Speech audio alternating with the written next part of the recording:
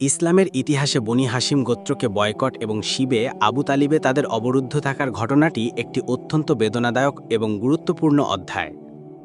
নবুয়াতের সপ্তম বছরে মক্কার কুরাইশদের দ্বারা আরোপিত এই সামাজিক ও অর্থনৈতিক বয়কট প্রায় ৩ বছর স্থায়ী হয়েছিল। এই সময় নবী মোহাম্মদ সাল্লাল্লাহু আলাইহি ওয়াসাল্লাম এবং তার অনুসারীরা অবর্ণনীয় দুঃখ কষ্টের সম্মুখীন হন। নবুয়ত লাভের পর ইসলামের প্রচার প্রসার বাড়তে থাকলে মক্কার কুরাইশ নেতারা শঙ্কিত হয়ে পড়েন। বিশেষ করে হজরত হামজা রাদিয়াল্লাহু আনহু এবং হজরত ওমর রাদিয়াল্লাহু আনহুর মতো প্রভাবশালী ব্যক্তিদের ইসলাম গ্রহণ মুসলমানদের শক্তি বৃদ্ধি করে। কুরাইশরা ইসলামকে অঙ্কুরেই বিনষ্ট করার জন্য বিভিন্ন উপায় অবলম্বন করে। তারা মুসলমানদের উপর শারীরিক ও মানসিক নির্যাতন চালায়, কিন্তু তাতেও ইসলাম প্রচার বন্ধ না হওয়ায় তারা আরও কঠোর পদক্ষেপ নেওয়ার সিদ্ধান্ত নেয়।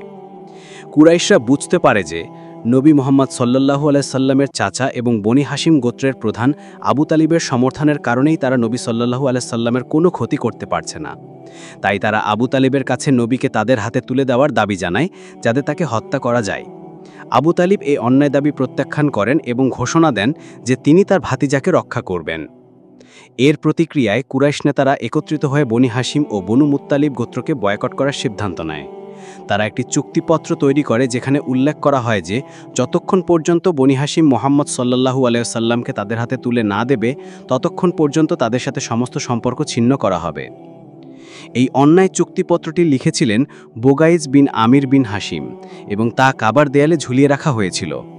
চুক্তিপত্রের প্রধান শর্তগুলো ছিল, বনি হাশিম ও বনু মুত্তালিব গোত্রের সাথে কেউ কোনো প্রকার বিয়ে শাদীর সম্পর্ক স্থাপন করবে না, তাদের কাছে কোনো প্রকার খাদ্য বা পণ্য বিক্রি করা হবে না এবং তাদের থেকেও কিছু কেনা হবে না। তাদের সাথে সামাজিক মেলামেশা, কথাবার্তা এবং উঠা বসা সম্পূর্ণরূপে বন্ধ থাকবে। নবী মোহাম্মদ সাল্লাল্লাহু আলাইহি সাল্লামের আরেক চাচা আবু লাহাব ছাড়া বনি হাশিমের মুসলিম অমুসলিম সকল সদস্য এই বয়কটের শিকার হন। তারা বাধ্য হয়ে মক্কার বাইরে শিবে আবু তালিব নামক একটি পাহাড়ি উপত্যকায় আশ্রয় নেন।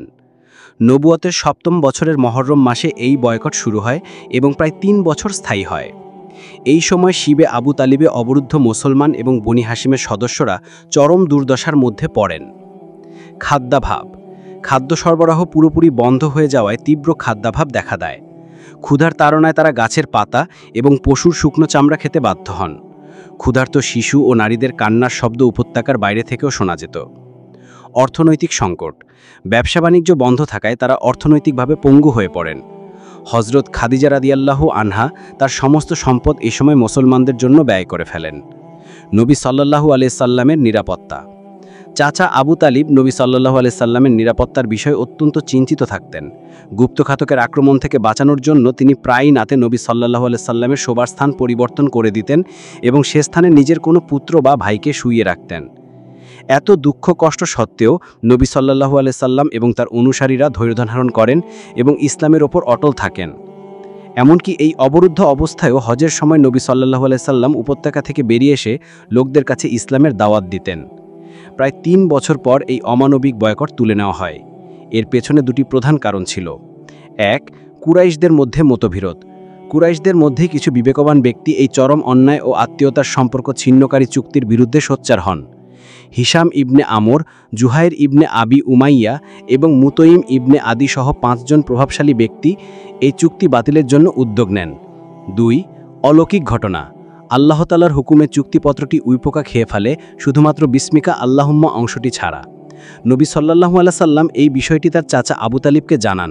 আবু তালিব কুরাইশদের কাছে গিয়ে এই খবর দেন এবং বলেন যে যদি তার কথা সত্য হয় তবে বয়কট তুলে নিতে হবে। কুরাইশরা কাবার ভিতরে গিয়ে চুক্তিপত্রের অবস্থা দেখে নবী সাল্লাল্লাহু আলাইহি সাল্লামের কথা সত্যতা প্রমাণ পায় এবং বয়কট প্রত্যাহার করে নিতে বাধ্য হয়। এই দীর্ঘ ও কঠিন অবরোধ থেকে মুক্তি পাওয়ার কিছুদিন পরই নবী সাল্লাল্লাহু আলাইহি সাল্লামের প্রিয়তম স্ত্রী হজরত খাদিজা রাদিয়াল্লাহু আনহা এবং তার আশ্রয়দাতা চাচা আবু তালিব ইন্তেকাল করেন। এই অবর্ণনীয় কষ্ট ও নির্যাতন তাদের স্বাস্থ্যকে দুর্বল করে দিয়েছিল। একই বছরে এই 2 গুরুত্বপূর্ণ ব্যক্তিকে হারিয়ে নবী সাল্লাল্লাহু আলাইহি সাল্লাম গভীরভাবে শোকাহত হন। তাই এই বছরটিকে ইসলামের ইতিহাসে আমুল হুজন বা দুঃখের বছর বলা হয়।